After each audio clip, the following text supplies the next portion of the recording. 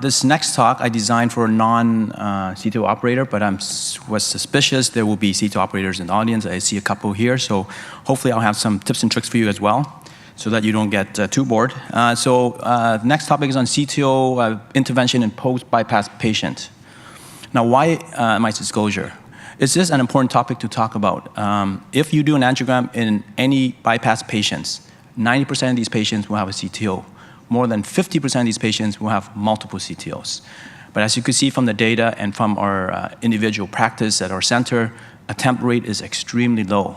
The reason, there's multiple reasons. One reason is that, and we know this, is lower technical success rate if you perform CTO PCI in a bypass patient. It's 10% lower than non-bypass patients for many reasons. So therefore, most of these patients are treated medically. If you do work in a center which has a well-developed CTO program, a third of your CTO cases will be post-bypass. So overall, you're going to see a lot of these patients. They're commonly encountered, so we need to know how to treat these patients appropriately. When it comes to revascularization or treating these patients with CTO, there's three treatment arms. One is medical therapy. Obviously, there's always a redo and PCI. When it comes to medical therapy, we have seen this in our practice that a lot of times it's ineffective. Patient continues to have significant symptoms. There's obviously side effects to medical therapy, but unfortunately, despite these shortcomings of medical therapy, this is the most common treatment arm for these patients. In terms of redo bypass, we all agree that second redo is higher risk. The LEMA has been used already, therefore a second redo will not offer any more advantage. And we've seen data that's presented that vein graft patency is very low in CTO, 25% 1-year patency rate. So appropriately so, this is the least commonly treatment arm for these patients. Now, in terms of PCI, as you've seen, we've got the hybrid technique, hybrid algorithm. We're able to achieve very high success rate with low complication rate, and we have data to show that successful CTO interventions decrease symptoms, improve quality of life, and also decreases significantly ischemic burden. Unfortunately, this treatment arm is underutilized. Therefore, the main purpose of this talk is to show you that PCI is a reasonable and an honest option for these patients, who do not forget this treatment option for our patients. Stefan and Rustam has a manuscript accepted to the CIRC intervention, which elegantly describes this patient population. This has not been done before in literature. We know, but this is now published, that these patients are high risk, older age, they have more comorbidities, their lesion is more difficult, they have high JCTO score, longer lesion length, and because of this, you have to do higher end technique, including retrograde dissection reentry, utilizing epicardial collaterals. But despite all of these issues, Stefan was able to achieve technical success rate of excess 90% with complication rate very low and comparable to non-bypass patients. And he also showed that obviously because your baseline characteristics, you're higher risk in red, these patients have poor long-term outcome compared to non-bypass patients when you perform CTO PCI. Most of it, though, is driven by increased TVR. So you've seen the hybrid approach. The main goal of the hybrid approach is to improve. It has all available techniques, antegrade, retrograde, and it allows you to have a seamless transition between strategies during one procedure to improve efficiency, efficacy, as well as safety. We've shown that early adoption of the hybrid approach can achieve very high success rates. And as a matter of fact, all of our previous bypass patients, we were successful.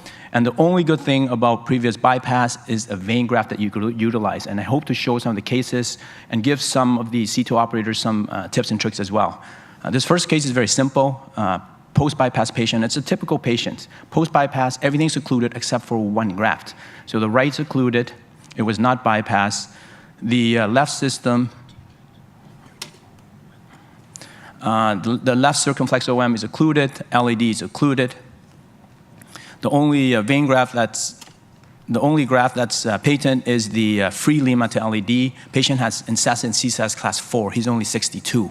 No other option. Would you send this patient for bypass or PCI? Obviously, we proceeded with multi-CTO PCI in this patient. We proceeded first with the left circumflex PCI, a straightforward last technique with a confidence interval 12. And after a successful wiring, obviously balloon and stent, it's not the not the important issue here. Important issue is the patient continues to be symptomatic. Therefore, we proceeded with a retrograde going through the free lima to the LED, across the septal, backwards to the RCA, and perform a routine guideliner reverse cart. And again, that's not the issue of this presentation, so we'll skip all these technical parts. Immediately after this successful 2 CTOs, patients symptom-free, I've seen them for about 5 years now, completely asymptomatic, has a normal quality of life. So now, hopefully this next case will give you some of the CTO operators some tips and tricks. Now, the only thing that's good about bypass is a vein graft, even if it's occluded. You can use it as a conduit for retrograde. So this is a left circumflex OM CTO, again, symptomatic patient. We proceeded with attempting to cross the epicardial from, well, that's the occluded vein graft that we will be utilizing very shortly. We proceeded with trying to cross epicardial from one OM to the other, but caused a small wire perf. Therefore, we proceeded with using a occluded graft. A lot of times it would be a pilot 200, but in this particular case, we had to puncture the occluded graft, the cap, with a confidence interval 12, advance the Corsair, and the tips and tricks here for you is to keep your Corsair very close to your pilot 200, okay? That will help you traverse the occluded graft safely. Once you're in the native OM, you can see there, the other thing is now you have to take an acute bend retrograde. So usually either a Xion or some other wire which avoids torque whip would be very useful. Once you get a little bit into the native vessel, you would then have enough purchase to advance your microcatheter. Thereafter, regular retrograde dissection reentry with, again, guideliner-assisted reverse cart. And after externalizing, as Dom alluded to, before you stent anything, you have to convert these patients to an antegrade system because you want to do bifurcation stenting and you do not want to jail your externalized wire. So we switch everything to antegrade system, perform mini crush with a repot technique for good angiographic outcome. This run is just to show you what a occluded graft looks like after you utilize it. There's a bit of flow, but not a lot of competitive flow, therefore no need to coil these type of vein grafts. So a vein graft can be used, but can cause significant problems. So be aware. This is some tips for the CTO operator. RCA CTO with a vein graft to the right occluded vein graft. We don't know where the anastomosis is. We proceeded with retrograde going down the LAD, septo across, and as you can see there, the Corsair is at the bifurcation.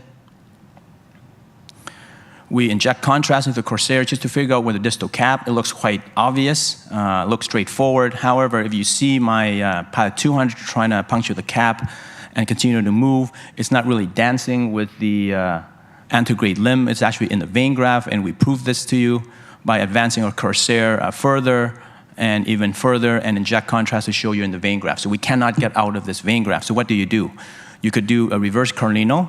So we went into the vessel wall, injected contrast to do a retrograde Carlino. Once you have a retrograde Carlino, you could then have the outline of the vessel. At that time, you could then bypass the anastomotic site to now complete your reverse cart.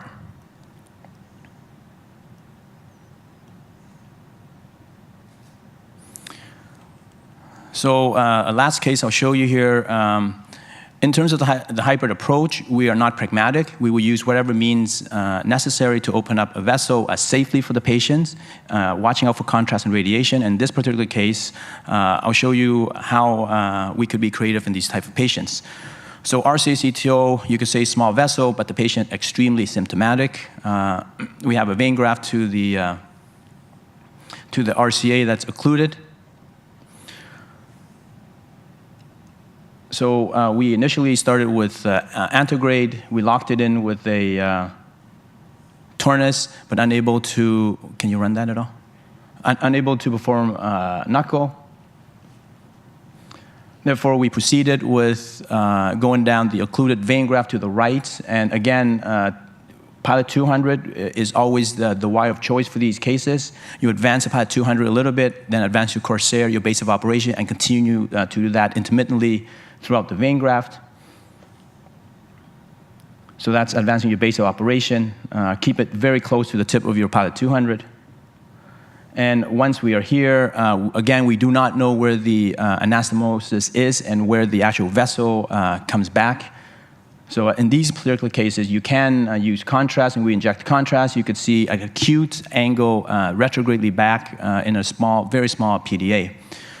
We were able to negotiate retrogradely again with the Xion, but unfortunately, the Corsair cannot make this work. Maybe a Turnpike LP, but at this time, the Turnpike LP was not available.